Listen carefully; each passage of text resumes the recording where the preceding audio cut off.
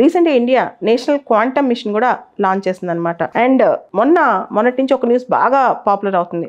National research foundation bill కూడా ప్రభుత్వం ఆలోచిస్తోంది. దీని పార్లమెంట్ లో కూడా పాస్ అయ్యే అవకాశం తొందరలో కనిపిస్తుంది. నేషనల్ రీసెర్చ్ ఫౌండేషన్ బిల్ ఇది కూడా చాలా ఇంపార్టెంట్ అనమాట.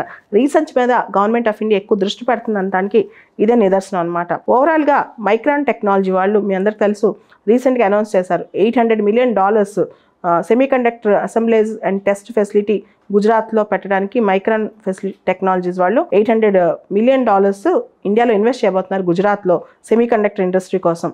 దాంతోపాటు అప్లైడ్ మెటీరియల్స్ వాళ్ళు మీ అందరు తెలుసు applied materials silicon valley America కాలిఫోర్నియాలో ఉంటారు.